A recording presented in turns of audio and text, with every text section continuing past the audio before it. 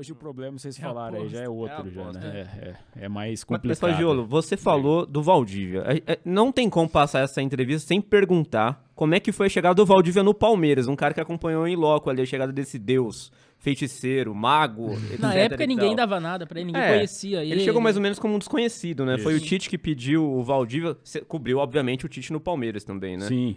Não, o Tite em 2006, 2006, né? Foi antes, foi Um o pouquinho O Valdívia antes. chega em 2006. É verdade, o Valdívia chegou em 2006. Mas ali, Mas 2007, pegou o auge do Valdívia. dele foi que 2007 ele 2008. começa a Jogou muito em 2007 a com o jogar, Edmundo. né, bastante e tal, é ali que ele faz o nome dele, porque até então ele era ali um jogador bem, mais ou menos, muito cobrado, porque chegou com um cartaz tal, de um grande jogador que ainda não, ele demorou mais ou menos um ano para se adaptar no Palmeiras.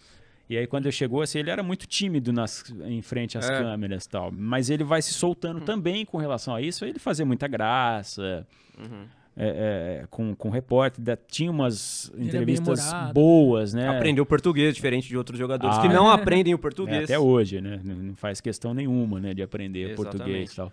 Então, mas assim, você vê que ele era diferente? Você acompanhava treino do Palmeiras na época? A gente conseguia, né? Era uma das diferenças ainda. Você vê que ele era diferente realmente?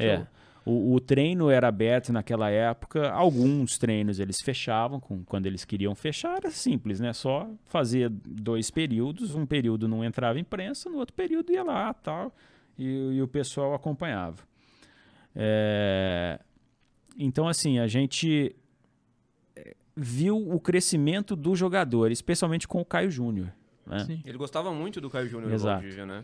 Especialmente com o Caio Júnior, ele achou uma posição, jogar mais centralizado, mais indo pro gol, até começa a virar um cara que faz gol, né, o Valdívia. Sim. E não só assim, o que é muito legal são os chutes em falso, né, do Valdívia, né? Chute no vácuo.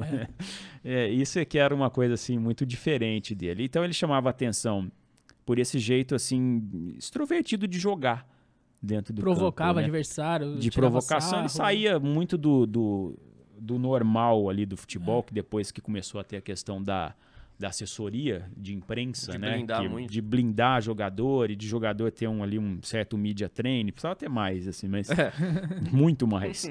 Mas, assim, é tudo aquela resposta, sabe, pasteurizada ali, aquela coisa ali mastigadinha pro cara, né, falar os 3 pontos, graças a Deus, o grupo tá unido, não sei o quê, aquele tipo de entrevista coletiva que não vai para lugar nenhum. Né?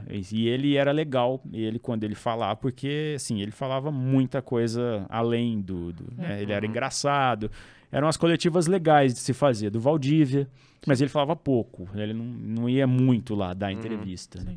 Ele já estava na fase de balada dele? Será que já cruzou com ele em alguma balada em São Paulo? Não, porque eu não ia, eu não conseguia ir pra balada. Depois, mas seus colegas certamente já flagraram ele na balada. Sem dúvida, o pessoal Você acha que isso é notícia pra dar? Se você encontra ele na balada, você dá essa notícia ou não tem nada a ver? Vida pessoal. Eu acho assim, se o cara tá na folga dele, ele faz o que ele quiser.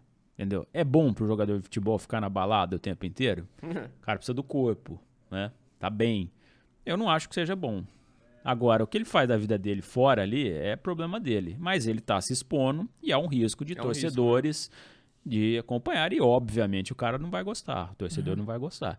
Não é o meu estilo de ver. Já vi jogador aqui em Ribeirão, na rua, tal. Quando não deveria estar? Balada. Sim. Né? Por exemplo, no comercial, no último campeonato aí da 2, numa véspera de um jogo contra a Ponte, lá 3 jogadores perderam vaga no time porque os caras estavam no bar. Os caras estavam no bar na véspera do jogo? Né? Um pouco antes da partida e tal. Assim, o treinador descobriu, então. Assim, o pessoal viu e todo mundo ficou sabendo, né? Então, sim, aí é do jogador, entendeu? Depende da cabeça do jogador e tal. Tem cara que sabe lidar muito bem com isso. O Romário sempre foi um cara, o baixinho, que conseguiu lidar muito bem com essa situação de noitada, só que ele não bebia, ele não né? bebia. Essa é a diferença do Romário. E o Valdívia, pelo amor de Deus, então, né? Aí é que tá... essas são as diferenças, entendeu? Do cara que quebra a noite de todas as formas e do cara que aproveita, tal, mas que sabe que na hora do jogo ele se garante, entendeu? Se o cara vai pra balada, o time tá mal e ele tá jogando mal, e ele se expõe dessa forma, é óbvio que alguém vai ver e vai acabar noticiando, isso vai acabar vazando. Depende da fase do jogador, né? Exato. Agora, se da o clube fase do tiver, time também. se o time tiver numa fase legal, o cara vai olhar aquilo lá e vai até achar legal, entendeu? Sim. Aí tudo depende do time. Agora, se o time tá mal e o cara se expõe ainda dessa forma, aí é assim, ó, é um pouco de cabeça, Você acha que foi né? por isso que o Luxemburgo quis vender o Valdívia em 2008? Ele ali- notou um comportamento que ele não conseguiria controlar e tal, e de repente... Não, pode vender o Valdívia que achei um menino bom, o Evandro. O Evandro vai dar pois certo é. no time do Palmeiras. Pois é. Tem essas, o Luxemburgo tem essas, né, às vezes, né?